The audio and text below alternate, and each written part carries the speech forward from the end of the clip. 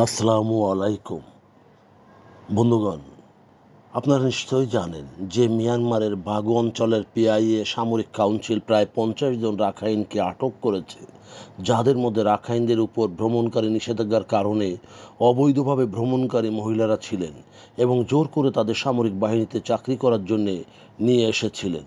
Rakhine থেকে ইয়াঙ্গুনে গোপন ভ্রমণের পর 25 এবং 27 জুন তাদের আটক করা হয়। তাদের বয়স ছিল 16 থেকে 30-এর মধ্যে। পিআইএ নওয়াদায় চেকপয়েন্টে আটকের পর আটককৃতদের জোরপূর্বক জান্তা সেনাবাহিনীতে কাজ করার জন্য সামরিক প্রশিক্ষণে পাঠানো হয়েছিল। প্রথমে তাদের 959তম যান্ত্রিক ব্যাটালিয়নে স্থানান্তর করা হয়েছিল। নিউজ এপি জানায়, 27 জুন জান্তা বাহিনী 40 থেকে 50 বছর বয়সী একজন পুরুষ এবং 3 জন নারীকে 5 লক্ষ কিয়াত মিয়ানমার মুদ্রায় মুক্তিপণ দাবি করে তাদের মুক্তি দেয়। বাকি 46 জনকে সেনাবাহিনীতে নিযুক্ত করা হয়।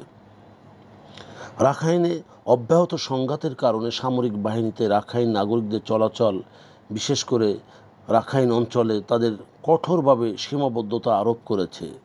আরাকান নিয়ন্ত্রিত রাখাইন রাজ্যে 18 থেকে 45 বছর বয়সী পুরুষ ও মহিলাদের 2 বছরের সামরিক চাকরির জন্য জাতীয় জরুরি প্রতিরক্ষা ব্যবস্থা ব্যবহার করা হচ্ছে। চিকিৎসা ছাড়া রাখাইনদের রাজ্য ছেড়ে যাওয়ার কোনো অনুমতি নেই। ইউএলএ এবং আরাকান আর্মির নেতৃত্বে রাখাইন পিপলস রেভলিউশনারি গভর্নমেন্ট ঘোষণা করেছে যে যারা অনুমতি ছাড়া রাখাইন রাজ্য ত্যাগ করবে এবং যারা তাদের সেখানে পাঠাবে তাদের শাস্তিমূলক ব্যবস্থা গ্রহণ করা হবে। প্রিয় বন্ধুগণ, যদি আমাদের এই তথ্য গল্প আপনার ভালো লাগে তাহলে লাইক এবং শেয়ার দিন এবং আজ আমাদের সঙ্গে থাকার জন্য ধন্যবাদ।